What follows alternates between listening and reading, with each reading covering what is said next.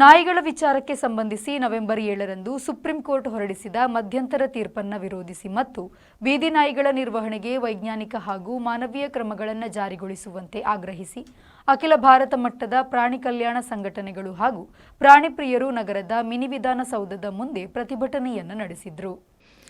ನಗರದಲ್ಲಿ 25,000ಕ್ಕೂ ಅಧಿಕ ಬೀದಿ ನಾಯಿಗಳಿವೆ. ಹಾಗಾಗಿ ಒಂದೇ ಎನಿಮಲ್ ಬರ್ತ್ ಕಂಟ್ರೋಲ್ ಕೇಂದ್ರ ಸಾಲದು. ಸರ್ಕಾರ ತಕ್ಷಣ ನಗರ ಸೇರಿದಂತೆ ಎಲ್ಲೆಡೆ ಹೆಚ್ಚಿನ ಎಬಿಸಿ ಕೇಂದ್ರಗಳನ್ನು ಸ್ಥಾಪಿಸಬೇಕು ಎಂದು ಎನಿಮಲ್ ಕೇರ್ ಟ್ರಸ್ಟ್ನ ಸುಮಾ ನಾಯಕ್ ಅವರು ಆಗ್ರಹಿಸಿದರು.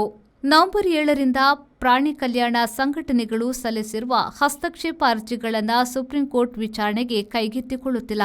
ಈ ಹಿನ್ನೆಲೆಯಲ್ಲಿ ನಮ್ಮ ಆಗ್ರಹವು ಕೇಂದ್ರ ಮಟ್ಟಕ್ಕೆ ತಲುಪಿಸುವ ನಿಟ್ಟಿನಲ್ಲಿ ಸುಪ್ರೀಂ ಕೋರ್ಟ್ ಮುಖ್ಯ ನ್ಯಾಯಮೂರ್ತಿಗೆ ಉದ್ದೇಶಿಸಿ ಪೋಸ್ಟಲ್ ಚಳವಳಿ ನಡೆಸಲಾಗಿದೆ.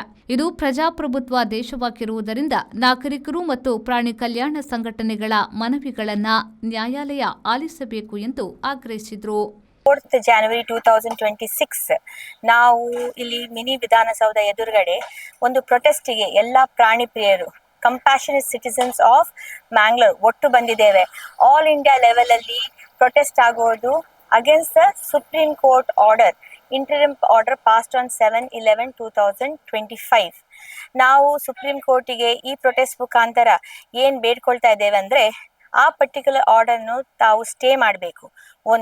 ಇನ್ನೊಂದು ಏನಂದ್ರೆ ಆನಿಮಲ್ ಬರ್ತ್ ಕಂಟ್ರೋಲ್ ಸೆಂಟರ್ಸ್ ಮತ್ತೆ ವ್ಯಾಕ್ಸಿನೇಷನ್ ಸೆಂಟರ್ಸ್ ಜಾಸ್ತಿ ಮಾಡಬೇಕು ಆಲ್ ಓವರ್ ಇಂಡಿಯಾದಲ್ಲಿ. ಸರಿ ಇದ್ದ ಹುಷಾರಿದ್ದ ಬೀದಿ ನಾಯಿಗಳನ್ನು ಇನ್ಸ್ಟಿಟ್ಯೂಷನ್ಸ್ ಗಳಿಂದ, ಆಸ್ಪತ್ರೆ, ಬಸ್ ಸ್ಟಾಪ್ಸ್ ಗಳಿಂದ ಎತ್ತಿಕೊಂಡು ಡಾಗ್ ಶೆಲ್ಟರ್ಸ್ ಅಲ್ಲಿ ಹಾಕೋದು ಸರಿಯಲ್ಲ. ಅದು ಯಾವುದೇ ಫಲಿತಾಂಶ ಇಲ್ಲದ ಒಂದು ಕಾರ್ಯಕ್ರಮ ಹಾಗೂ it will give rise to multiple issues such as revenue, what is the ಜಾಗ, ಫುಡ್ ಮ್ಯಾನೇಜ್ಮೆಂಟ್. ಈ ಪ್ರಾಣಿಗಳಿಗೆ ಸೆಂಟ್ರಲ್ ಜೈಲಲ್ಲಿ ಆಗುವ ಹಾಗೆ ಒಂದು ವ್ಯವಸ್ಥೆ ಮಾಡಲಿಕ್ಕೆ ಹೊರಟಿದ್ದಾರೆ ನಮ್ಮ ಸುಪ್ರೀಂ ಕೋರ್ಟ್ ಮತ್ತೆ ಸರ್ಕಾರ. ಅದರ ಬದಲು ಒಂದು systematic approach as per the animal birth control rules 2023 ಇದು ಒಂದು ಕ್ರಮ ಪ್ರಕಾರ ಎಬಿಸಿ ಸೆಂಟರ್ಸ್ ಮಾಡಿ ಲಸಿಕೆ ಆದಷ್ಟು ವ್ಯಾಕ್ಸಿನೇಷನ್ಸ್ ನಮ್ಮ ಬೀದಿ ಪ್ರಾಣಿಗಳಿಗೆ ಕೊಡಬೇಕು. ಮತ್ತೆ ಇದ್ದ ಪ್ರಾಣಿಗಳು ಅದೇ ಪ್ರದೇಶದಲ್ಲಿ ಸರ್ಜರಿ ಮಾಡಿ ಬಿಡಬೇಕು ಅಂತ ನಡೆಯೋದು ಕಾರ್ಯಕ್ರಮವನ್ನು ಇನ್ನೂ ಜಾಸ್ತಿ ಮಾಡಬೇಕಂತ ನಾವು ಈ ಪ್ರೊಟೆಸ್ಟ್ ಮುಖಾಂತರ ಅವರಿಗೆ ಒಂದು ರೀಚ್ ಆಗೋದೊಂದು ನಮ್ಮ ಪ್ರಯತ್ನ. ಮತ್ತೆ 7th January ಹಿಯರಿಂಗ್ ಆಗುವಾಗ ನಾವು ಪ್ರಾಣಿ ಪ್ರಿಯರ್ ಹಾಕಿದಂತಹ ಇಂಟರ್ವೆನ್ಷನ್ ಅಪ್ಲಿಕೇಶನ್ಸ್ ಅನ್ನು ಅವ್ರು ದಯವಿಟ್ಟು ಕೇಳಬೇಕು. It is a democratic country, everybody has to have a procedure of fair hearing.